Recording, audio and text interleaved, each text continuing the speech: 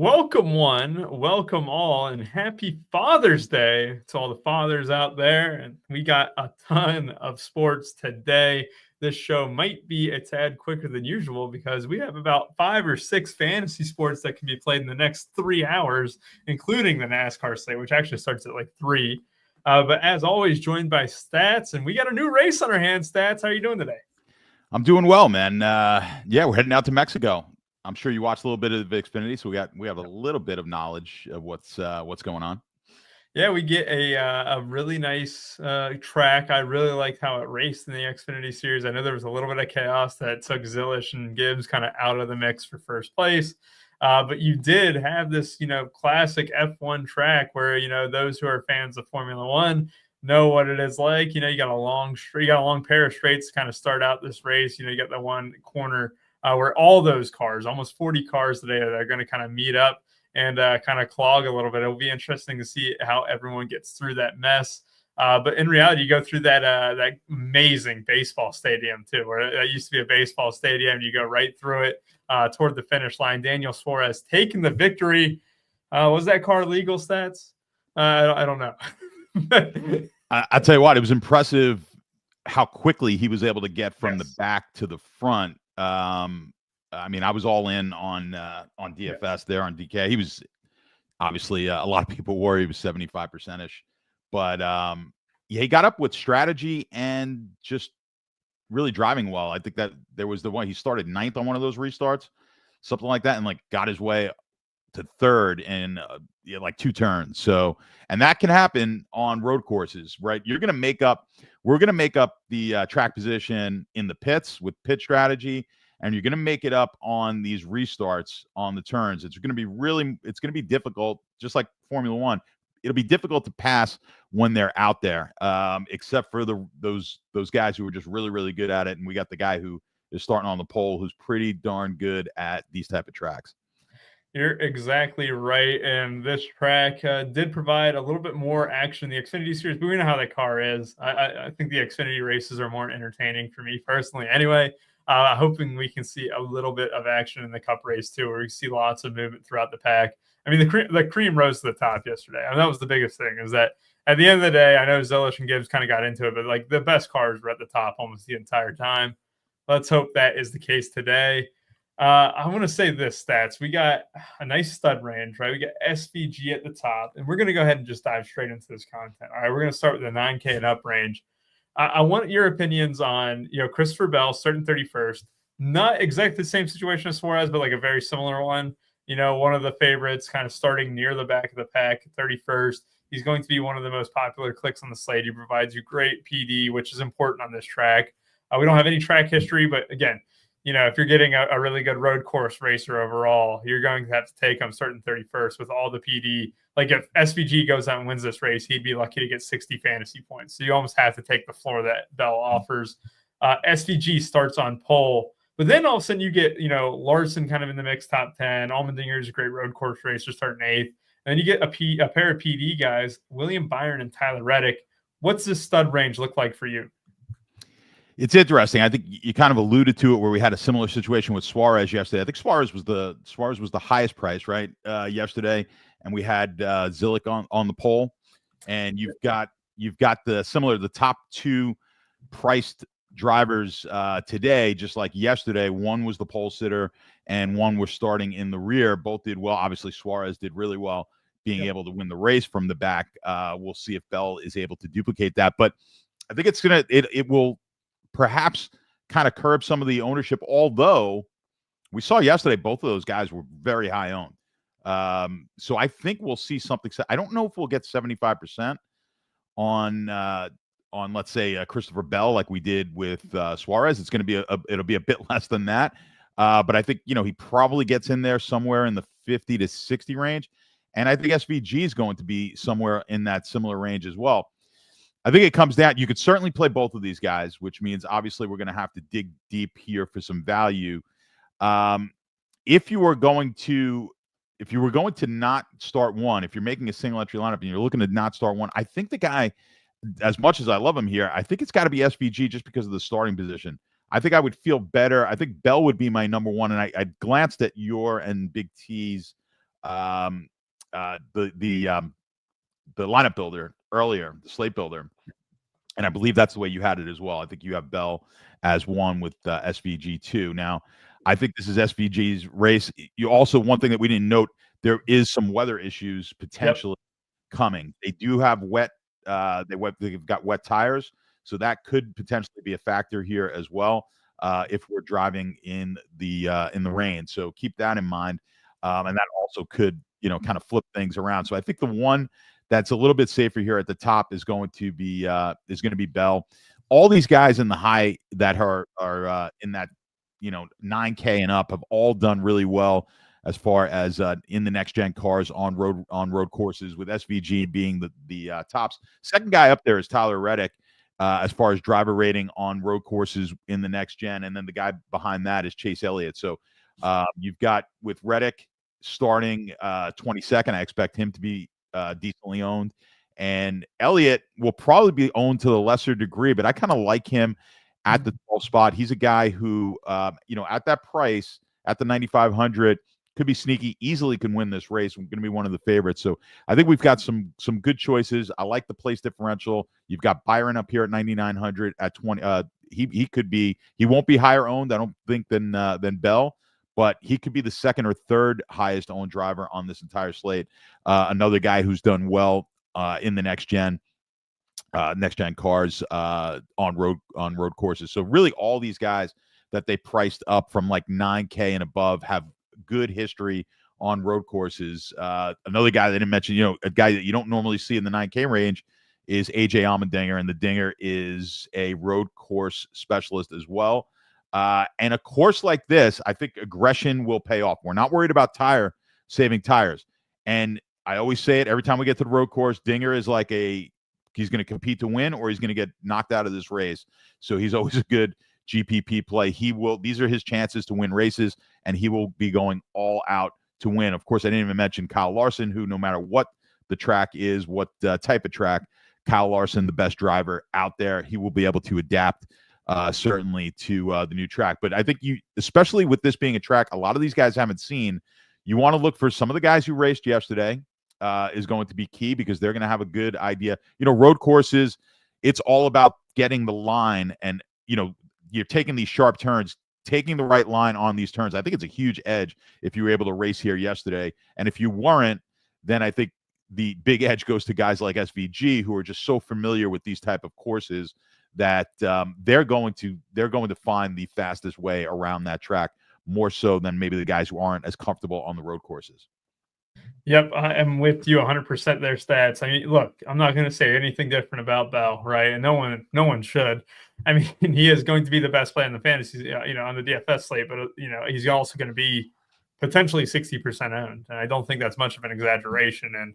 And you saw it yesterday. I mean, look, it's a completely different series. I understand that, but like when you have a really good road course guy starting in the back and just takes one strategy change, and all of a sudden he's sitting there in the top 12, top 10 after stage one, you're like, oh man, Bell's like a lock to be optimal unless he wrecks.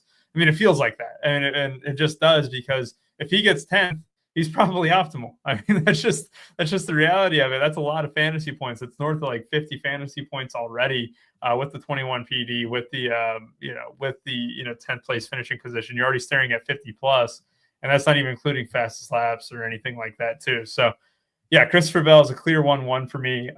Yesterday was, incredible because, again, not to keep harping on it, but like Xfinity is like the most recent sample that we just had, right? Where you had these stock cars on the track, and Zilish gets wrecked, Gibbs gets wrecked. Zilish was still in the winner. I mean, it's just funny as it is. Like SVG, God forbid he gets wrecked, like Chicago street course when that happened, right? It wasn't like Larson that took him out or whatever, but it's like, or they could have been separate incidents. But I just look at SVG, and you have a guy who's plus 200 to win this race. Like I think he's due for it too. He is by far the best road course racer on this, on this series, and I think he's going to prove it today. Like, I'm not even going to dance around it, Stats. Like, I think SVG comes out, kicks ass. I mean, people know that he is one of my favorite drivers, because I always meme about it when he's sitting there starting 35th on an oval, and I'm like, oh, I'm going to play SVG. But, like, I just think he comes out. He's just going to put an absolute just dominant display. they don't get screwed by strategy or anything like that. I expect this to be wire to wire for SVG. And in reality, like I'm going to be spending, what is that? 20K, 20.5K, 20.7K. I can't do math on my top two guys. And then I'll kind of be building from there because I don't feel like I'm missing a ton out on Byron and Reddick. But you can make the case that Byron and Reddick could equal, Bell's output a little bit or get within, if they got within 5 or 6 fantasy points, right? You're within a different build where like, oh yeah, that, extra 300, 400 I saved mattered. But like, I think my pool would honestly consist of that because look, I'm going to be a little bit more aggressive today. If I think SVG wins, I'm not going to be too high on Larson because what does that do? I think SVG goes wire to wire. Well, I think the PD is going to have a much better chance at being in the winner than a guy like Larson just doing it based off finishing position, right?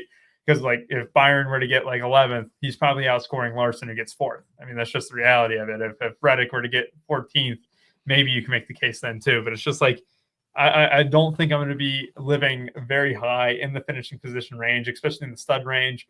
That means Allmendinger. That means Ross Chastain. That means Kyle Larson. I'm going to be much lower on. Chase Elliott, I'll have a slight bit of interest in because I think if you were to get a top 5, it would be a unique situation where I think that could be enough. While if Larson or Chastain or Dinger got a top 5, I don't think it would be enough per se. Anything else to add on the studs here, Stats? No, I mean that's I think it's well said. We don't have a lot of Dom points here, so you've only got 100 laps. But yeah, I mean SVG, it's going to be fun to watch.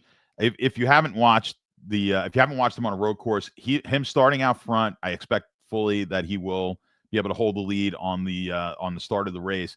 And then just watching the lines that he takes and seeing how like he's going to get out there most likely clean after the first couple of turns, and then he doesn't really make any mistakes.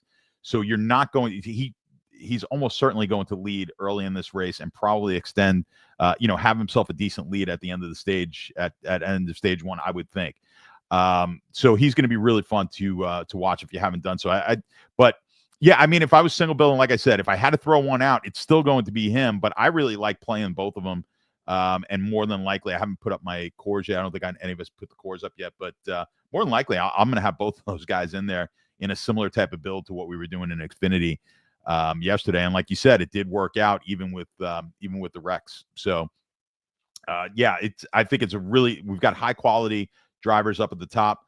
Bell at the top. I think Byron's the next guy that maybe, if you want to get a little bit different, although he's going to be very highly owned, you're going to go, maybe you get off of Bell and go with Byron and just hope for something chaotic to happen to Bell. But there's going to be some ownership here at the higher prices between Reddick and Byron and Bell and SVG. Those guys are going to be owned.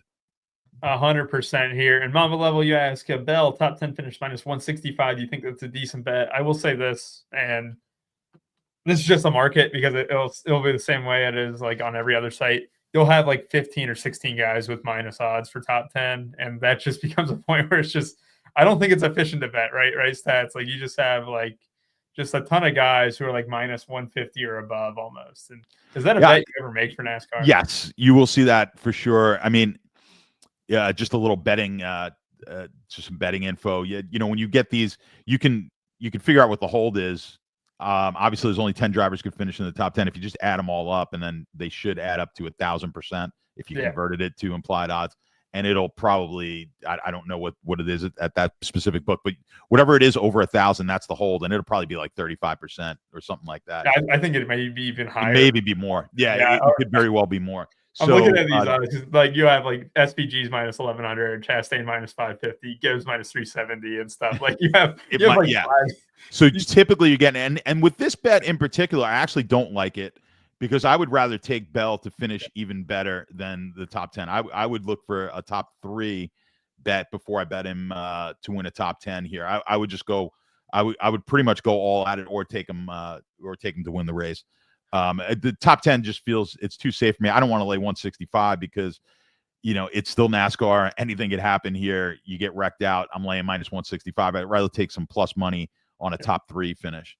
Plus 490 for a Bell top 3. I think that's a little bit better as well. All right, stats. Moving on to the mid-range here, and we'll get to popular drivers in this range, which will include guys like Buescher and Hocevar and Suarez. So it should be a good one here. We'll talk about them here in a second. But I think if you had to go to the top 10 odds, it would almost have to be. I think you would almost have to stick Dinger at the top just for top 10 odds, just because of how good he is on the road courses and stuff. But we'll dive into these other drivers here. Reddick and Byron, I think we'll have a good shot. But let's get into this mid-range. Stats. Alex Bowman suffered a hard crash last week, man. God, that looked pretty vicious. But he is also a guy who's going to be starting 29th here. His odds to win are not great, but at the same time, he's always a decent road course guy. He's starting 29th. He's going to be a popular click. He's going to be a safe click overall. But also in this range, Carson Hocevar starting 23rd. Great odds. For his price range, like 40-1 is fairly great when you're starting 23rd. Austin Cindric in the same boat starting 20th. Then you kind of have guys like Chris Buescher, where you're kind of getting higher up into like those, top, 16, top 18 guys. Buescher, Suarez is also in that mix, starting 10th after winning the Xfinity race last night. But then on the other side, you got, Ty Gibbs, who looked pretty damn good in this race, 9-1 odds to win this race as well. You have Todd Gilliland, who was the fastest in practice. He is starting 7th. I have a better time stomaching the finishing position spots down here. Like I can see myself taking a Ty Gibbs or taking a Todd Gilliland or a Michael McDowell. Like, not that I'm going to take any of those guys. I think I would be interested in Gibbs and Gilliland a little bit more than McDowell. But I have an easier time spending for, the 6,700 or the 7,400 for them rather than a Kyle Larson and hope that they finish in the top 8, top 5 even. I totally agree with you there. And these are guys who can easily finish top 5, if not win the race. So at this price and what we anticipate at the higher end and the lack of Dom points, I think just you're looking for strong finishes. I think if you can somehow get in your build all 6 of your drivers in the top 9, something like that, that's probably going to be the winner. Might even be a little bit better than that, maybe all top 8. I was second. I had second to the nuts yesterday with, I think the worst driver was 9th. 7th, 8th. We had three drivers, 7, 8, and 9. I forget which, if you ask me now. I just remember looking at it. They moved. There was a late wreck and they all moved up a spot, and it was the second to the nuts. So you're going to probably be in a similar situation here today. You're going to need drivers that all finish up at the top. And so I would be less concerned here with place differential when I'm looking down in this price range, and I'm just looking for drivers who can finish up near the top 5 finishes. And you'll see, I think what we're going to wind up having is some lower owned drivers. And these are some of the guys like a Gilliland, right, who I think is pretty good, decent, at least on these type of tracks. The guy who I really like here is going to be Gibbs. Gibbs raced yesterday. Really good road course driver. He's been pretty good in the next gen on the road courses. Certainly in this range, he's been one of the better drivers as far as driver rating. So at the 7,400, you're looking at a start of 4th. So obviously we need him to at least hold that position, if not do better. I think he's fully capable. So I do like Ty Gibbs here. Bowman, I did not get to see that wreck last week as I was traveling. I was in New York, but that 29th starting position is going to be very appealing to a lot of people. So he will get some ownership, as will Hocevar. Both of these guys, I think in this range that we're looking at, Bowman actually has the best driver rating with Hocevar, second in the next gen on these type of tracks on the road courses. So you're gonna want to mix in plenty of place differential. I think you're gonna want probably 3 drivers at a minimum here, starting in the 20s or lower, and then you could go 4 or 5. I would want at least 3, with 2 to 3 of these guys who I really like starting up front. I think is a good mix. Now McDowell, I think McDowell is interesting because we know how good he is on these type of tracks. Actually, and I forgot McDowell was in this range. He is the best with Buescher in the next gen cars. He's up there with guys. He's better than Kyle Larson driver rating wise in next gen. Better than Larson, has been better than Byron, and he's actually been slightly better than Bell. So I think McDowell is going to be really interesting. Very low owned, starting 5th. I think if you want to take if you're looking to differentiate yourself a little bit, I think you have to use one of these guys, and McDowell might be my favorite one. I think he can win the race, and pretty good odds to finish in the top 5 for McDowell. So I like McDowell as a sleeper, low owned type of driver. Yeah, McDowell is going to be one where, like, obviously he's had success on road courses in the past, and I think I should lump him in. I mean, the 8,200 tag where, he's kind of like above like Bowman, above Briscoe, above Hosvar, above Cindric, right? It was tougher for me to kind of get at first glance, the click for him. But then, like, when you get below those guys, it's like easier to click like a Gibbs or a Gillen. And you're exactly right. We are usually pretty anti-Gibbs on this show, but the last few weeks we've changed our tune again. We're back. We're back. We were very bullish last year. We fell off. We said we're done with him, and then we kind of were done with him to start the season. But he's getting better. I think he's kind of putting together some results here. Yeah, well, on road course, I thought he looked really good yesterday. Obviously qualified well, and he was the second best behind SVG in practice. So he was on pretty much the 5-lap, 10-lap, 15-lap averages. He was second the whole way through. So with the experience that he had yesterday, I expect a really good finish from Gibbs. I think a really interesting build is if you got 2 or 3. I don't know if it's going to work out, but man, it would be interesting to take 2 or 3 of those guys and see what happens. All right, I'm with you, and like it should be noted, Ty Gibbs is the same odds to win this race as Kyle Larson, and I think that's just very notable and a big reason why I'm not on Larson. I have a funny story real quick, and I know that I wanted to get us out of here quick. Usman won yesterday. All right, I bet on FanDuel and DraftKings, and I found out my DraftKings bet was for a guy named Usman next week with the same exact odds, plus 164. So I was so tilted, stats. Why was his name right next to Usman? Like, it was Usman, and they were both plus 164 when I went off. And yeah, I didn't realize until I saw a cash out offer for my bet. I was kind of pissed. There's no way you cash that out now. I had to. I'm like, oh, come on, you got to let it roll, man. I said, screw waiting a week for that, man. I'm not even gonna watch that fight. I thought I won the bet on Draft. At least I had it on FanDuel, but yeah, it was 100%. It was the M Usman. I was very tilted. I thought I won my bet. I pull it up and I had a cash out offer. It's just terrible. Yeah, it takes you a little while. You're confused. You're like, well, maybe they didn't grade it yet. Takes you a little while to figure it out. Then you're like, oh, I'm the dumbass. I saw June 21st. I'm like, oh, great. That's not DK. Like, you have the main event for a fight night, and you're putting it right next to it makes no sense. Yeah, I was a little bit tilted, but luckily we still were able to profit. I know that as a guy who used to love to go to the track, I've become accustomed. I've been very adept at reading my ticket as I before I leave the window, as they've made many mistakes before on the tickets at the window. Who the hell goes to the window anymore? But yeah, I'm old. That's a veterin move right there. Veteran move. But yeah, I mean, if we continue on, I just thought that was funny to kind of just shout out. But yeah, I mean, did I get your thoughts on Kez yet? Because I really wanted to talk about Kez. I wasn't on him like a month and a half, 2 months ago, but I have played him like the last 3 races. He's been just really unlucky. I mean, if you just break it down, he has just been unlucky. He's not the greatest road course guy, right? But he's starting 30th, and he's far enough back at 6,600. He's been bullish on the car, and it's just worth noting, like, a guy who thinks the car is actually decent. We know his teammates, Chris Buescher, is going to have a competitive car in this race, or has been competitive on road courses in the past. What are you doing with him starting 30th at 6,600? Because my first instinct is to kind of like look and be like, man, he is much better for PD for cash games than Bubba, Gilliland, Logano, Blaney, Gibbs. Like, for PD, like, just for safeness, because Keselowski's going to pop off the page. But are you going to be over or under on him? Yeah, that's a good question. It depends where do you think he comes in at? I want to say like 22, like 20. I don't think it's going to be overly high, because I think there's also some fatigue there with him kind of fizzling out, I think would be the word in those races, right? A high ownership. I just think there's going to be I would have thought 30 a few weeks ago, but I think it'll be like 20 to 22 here. It's exactly where I would have him in the 20 to 25 range. I think Sabre right now isn't updated yet. It's a little low. Got him at 8. Won't be, just because of that place differential.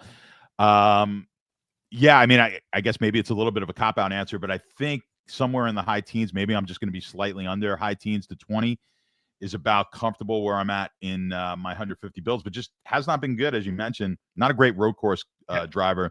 He's averaged in the next gen cars 19.4 as an average finish.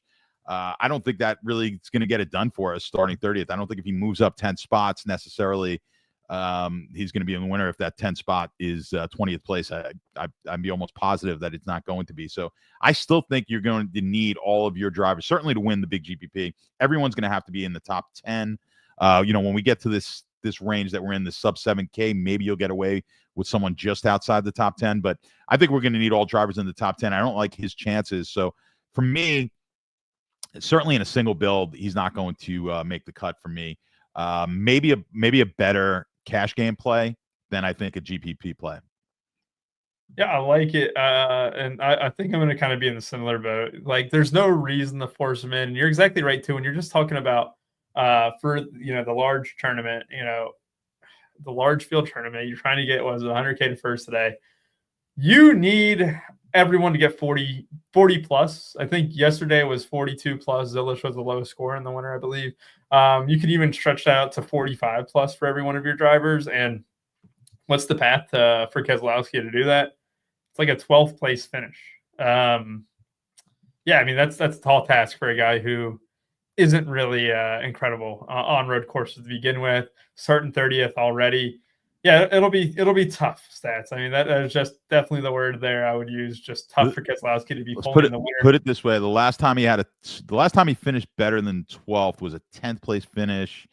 I think it was 3 years ago, out in California. So at Sonoma, and he's even more washed now. That's crazy. Yeah.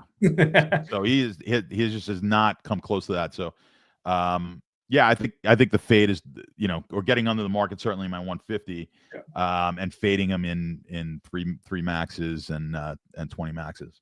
And before we get on to the value here, I did just want to kind of mention, like, guys that I think you can be bullish on, like Cindric and Briscoe starting 19th and 20th. I think those are guys going to be overweight on. I think they're just like one strategy move away, and all of a sudden, like, they're running like 9th or 8th, and you're just like, huh, they have a really good strategy in there in the winter, and like all of a sudden they just kind of stick around there. And that's the big thing with road courses too, is like once your guy gets up to 8th and it's like the middle of stage 2, you're just like, all right, just don't blow it. And I feel like there could be some movement from these guys in the low 20s or in the high teens to make a move and just stick there and be in the winner. And it could be multiple of them. But Briscoe and Cindric were two guys that I was looking at heavy. Bowman, same way. I did think, and I'm going to say this too, just so it's like on the record, I think Hocevar gets wrecked today, because I think like this is the type of track where I think if you have beef with Hocevar, you do it on a road course where you're probably going to see him a million times. And I think he gets tagged. And look, we all know how NASCAR is. It's, if you get hit, you get your lick back. It's one of the best things about it. It's not like F1 where you lose a wing and you're out of the race. You don't get to do it again for 2 weeks. I think Hocevar gets beat up a little bit. I think there's going to be some action his way, and I think it's been coming. He is an incredible driver, and everything that he's done, I think he's good for the sport. But I do think Hocevar does get tagged. If he doesn't, he's a good play. But I'm genuinely thinking that Ricky Stenhouse might have a little bit of a word on this. I like you. No, I like your thinking. And the one thing is, if you do want to just get payback without actually putting a guy in a hospital, the road course is a good way to do it. Yeah. You just spin them out in the turn. They're going pretty slow on some of these turns. You get on their rear bumper and just take them out. Not a bad idea in a race like this. And I think, yeah, you're right. He's a guy who's frustrated a lot of and pissed off a lot of people. So yeah, he could find himself especially starting where he's starting. He's going to have to go through a lot of a lot of guys who don't necessarily care for him. It's not even factoring in the fact that he'll ruffle a few feathers while trying to pass someone. And we haven't had a road course since Coda, right? And I think that was March 2nd or something. So yeah, it's like the first time that like we kind of get a lot of this side by side action. It's been 3.5 months. I'm making my prediction today. Hocevar gets wrecked out or wrecks multiple times. It might not take once, but I think that it'll be one of those where they just send a message a second time after sending them out the first. I'm just feeling like that is the take. All right. I'm going to go to values here. Unless you had anything else about the mid-range you can mention, but I'm going to go to the values here. I want your take on Priest because starting second, his odds are 10-1. That's pretty good. If I were to offer you third place for Priest, I think you would take it easily, right? If you were to offer him a third place, which I think that would be like plus 350 or something like that. I think if you just did it by the odds, basically Bell was like plus 490 or whatever, and his odds were slightly worse for a win. I think it would probably be around plus 400 for a top three, plus 320 on FanDuel. That's a fair enough bet. I think his ownership is actually going to come in pretty low. Like if you wanted to do it, like if he's optimal, 20% of the time he comes in 15% ownership. It's not a bad play. Yeah, that's a really nuanced take. But then, you go past them, right? You got Ryan Truex filling in for Denny Hamlin, starting 36th. I think I saw a post on X. I think it was from like Matt Weaver or whatever. But didn't Truex win this race in Mexico? Martin Truex won this race in Mexico in like 2005, or won the Mexico race in 2005. Yeah, you could have a nice little repeat of history. Ryan Truex starting 36th, almost DFL, but filling in for a Denny Hamlin car that I think it'll be good. I think it'll be competitive. I'm really interested to hear what you have to say about both Ryans at the top. Noah Gragson should be a popular click. You have John Hunter Nemechek, Ricky Stenhouse, guys starting 32nd and back. Zane Smith starting 24th. The guy Big T is actually kind of high on as well. Give me your takes on this value range, because I think there is multiple paths you can go, but there's not a ton of options that pop off the page just in general. Yeah, they're not a ton of options, but we're probably going to need someone in here if we're getting a couple of these guys. If we're taking the top two in SVG and Bell, we may have to dip down here or just load it in the 6K range. But I don't love a lot of these drivers down here. Now, Priest, like you mentioned him, I think he's super interesting, and I've been curious to see what the ownership, because I'm seeing it vary. 20% on Sabre, I think, is going to be high. I don't know, although at the price, maybe people just click them in there. I think you said, does a top three get it done for Priest? I think a top three for sure.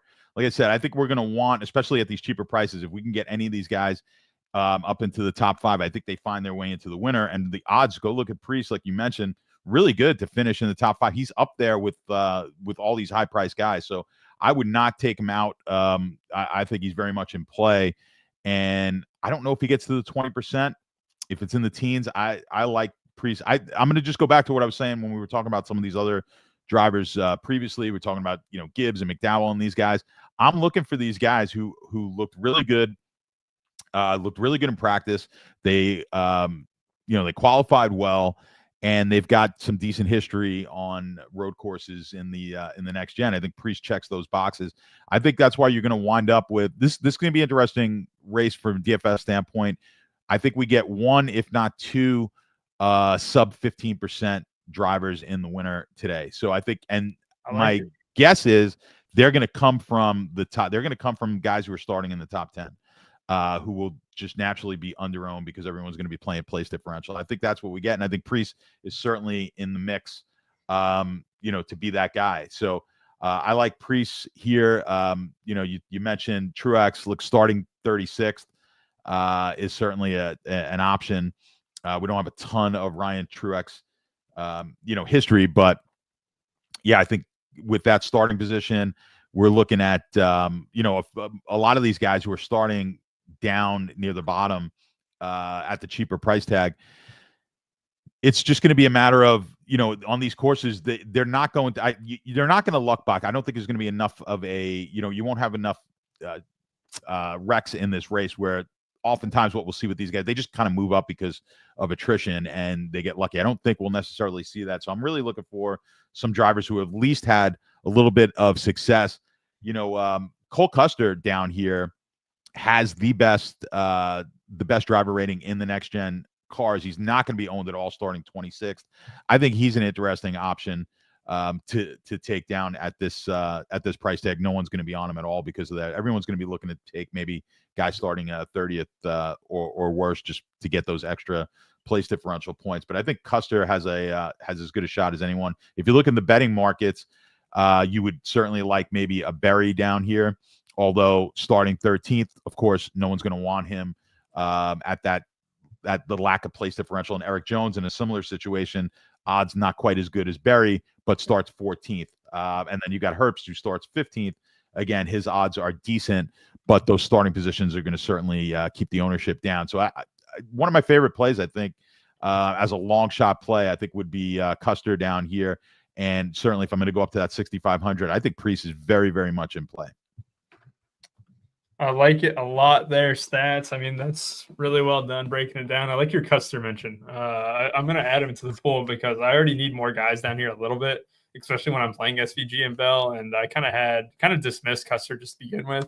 But what you said there, I'm going to add him back and kind of tinker around with that because 26th, all of a sudden he's like sitting there at 11th. Like basically anything can happen on strategy, it feels. And all of a sudden you're just like, oh, damn, Custer got a really good result. Oh, damn, Custer was in the winner. I like that type of stuff there. What you were saying too about, where does the sub 15% guys come from? And you're exactly right. It's the top of the pack.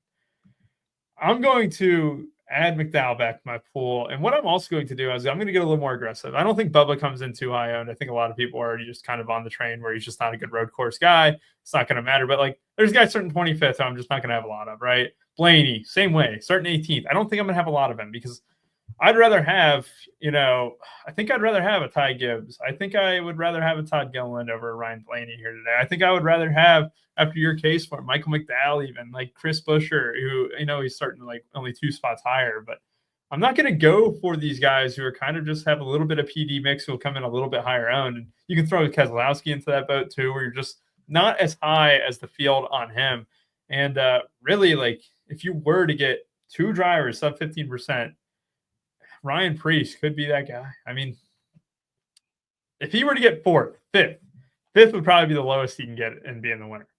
And that's pretty damn solid. I just don't think anyone's going to click him because you just see that accustomed, like, he's not on pole. If Ryan Preece is on pole, I think his ownership would be 5% higher. Like, you know how that works and stuff. But I just think like it just doesn't really matter on a road course. You can still rack up some fastest laps, which I mean that's the true thing that gets you more fantasy points at a road course. Like, SVG could get 25 points on laps led, but he'll obviously pit at the end of the stage breaks and stuff. But like, those fastest laps, and he can get like 10 of those or whatever, and there's an extra few points to kind of make up the difference between 3rd and 5th.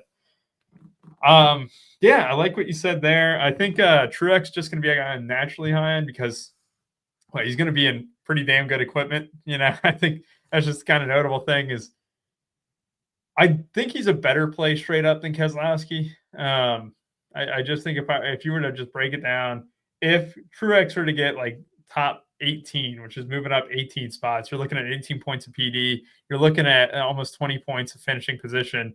You're kind of looking at almost 40 fantasy points right there. And I think that could be enough for a guy like Ryan Truex starting 36th. The Custer mention was great. Nemechek, I like him starting 32nd just because he's the cheapest I am going to go. I think Ty Dillon, I'll add Ty Dillon into the mix too at 5K just because of the respect of what he's done this year. I won't have any leg. I won't have any aware. Gregson's going to be pretty chalky. I think I'd rather have Ryan Truex straight up. But again, another decent click.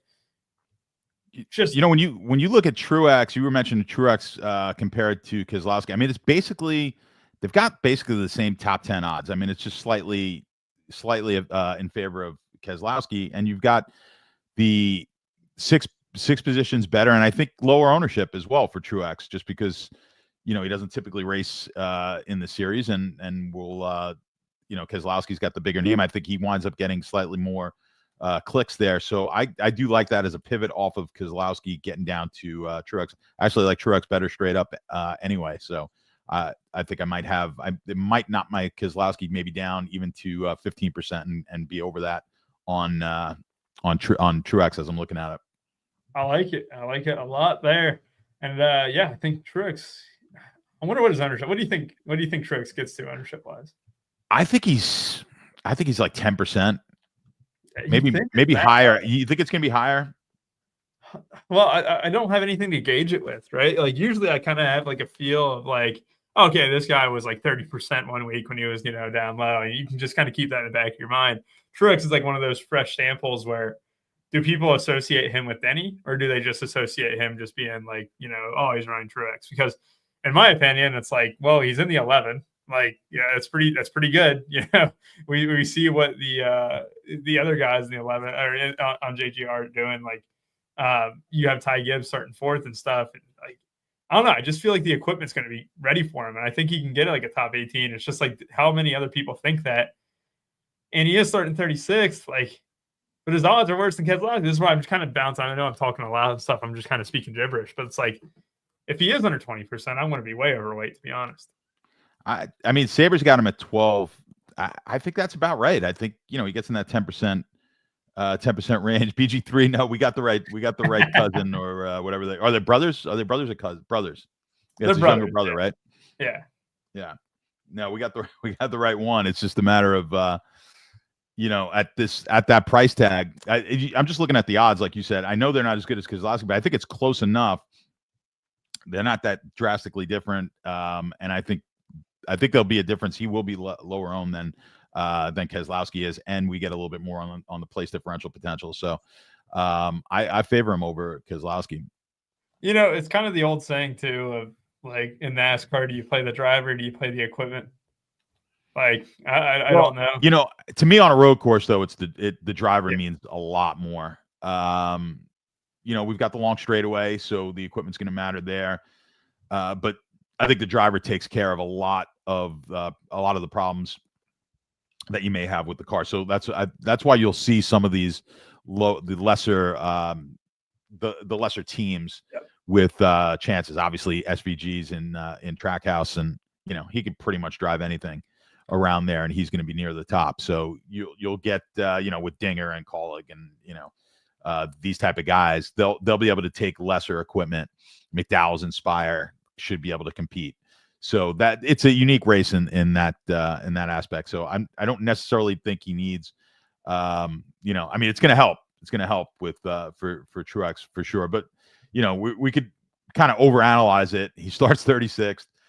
Look at the betting markets, and it's definitely a decent play. Certainly, of anyone starting down here, it's because you've got Gragson at 35th, but Truex's odds are much better to finish in the top 10, top 5 than a Gragson who starts one spot ahead of him. 33rd, you've got Stenhouse starting back here. Odds are much better for a Truex as well for top 10s and top 5. So I think Truex is very much in play. And I mentioned the guy ahead of him at 6,500 starting second. I think could be very, very interesting. It could easily win this race. Yeah, I'm trying to look at like the practice results too to give me a little bit more of conviction, but it didn't look like he lit it up in practice. No, Truex was terrible in practice. Yeah, so I mean, and that's the equipment should shine there. He was terrible in practice. I mean, who was good down here? We could say, Priest, obviously, with a strong finish. Gilliland, if we go a little further up, was very good in practice. Custer was the guy down here in the sub 6K range who had the best practice laps pretty much by far. When he got to the 10 lap average, he was 12th. So I still think Custer is going to be a very sneaky play for cheap when you may need it with some of these options that we have up at the top. I like it a lot. All right, let's get into our drivers of the day and then head on out of here. And yes, Jake, I saw that happened like 30 minutes ago. Desmond Bain getting traded to the Magic there. 4 first-round picks was kind of crazy. But I think it was good. The Magic had, I think, Cole Anthony and what the other guards they had, like KCP even. It was like a land of misfit toys. KCP could not thrive in that environment. But we'll get on to our drivers of the day. Here's stats. Under 20%. Who is the one that you're looking at here in the race in Mexico? Yes, sir. I think there's a lot of options. I'm not going to go with this guy, but one guy we really didn't talk about was Joey Logano, who starts up in the top 10 also. Yeah. Who doesn't he just always seem like a guy who just throws the monkey wrench in, like low-owned Logano, somehow finds his way up to the top. He could easily compete here. He's not going to be my guy, though, for sub 20%. Let me go to Sabre and see who they've got. I'm going to take one of these guys starting pretty high up, though, and take a shot with them. I'm going to go with Michael McDowell. I'm going to take a shot. And I would have went with Priest, but we've got him slightly over the 20% on Sabre. I don't know if he comes in at 20.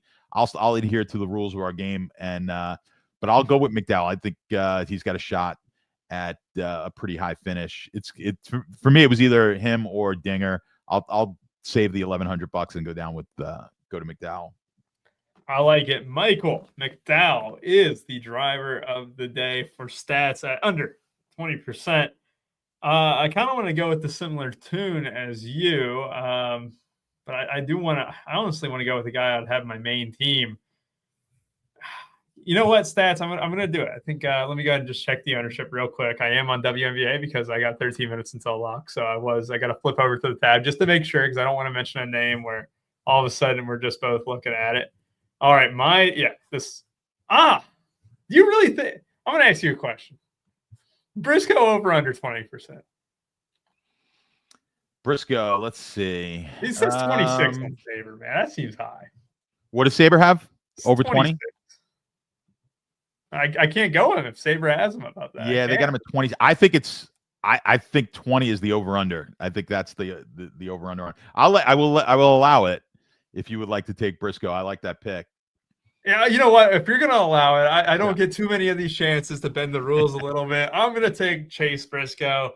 Starting 19th. He's going to fit a little bit of the builds that I like. I just think that, a guy like him where we know the equipment's good. We know that he's good on road courses too. The odds are fine at, 45-1. Cindric in a very similar boat. Both those guys are going to be kind of owns very similar. You have Chris Buescher kind of, just a little bit above them.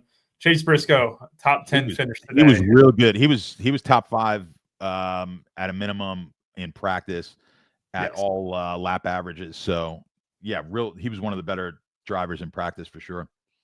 Yep, and I think it's a good path, and I think that gets you a little bit different enough. I mean, obviously McDowell will be a little bit more different than Briscoe. I really like that pick, and I'm going to add more of those top 10 guys where, look, I'm going to have a lot, if not lock SVG. So like my path to, guys getting just high finishes is going to have to stick. And you're just basically trying to throw a dart and getting triple 20, 3 times in a row.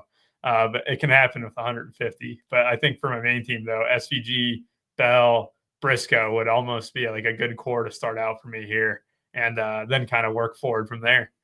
All right, Stats. Thanks for joining me. Thanks for joining us and watching here. Happy Father's Day from every one of us, and hope you all have a great rest of your day and enjoy the overload of sports that we have here. Enjoy it with your family. Good one and goodbye.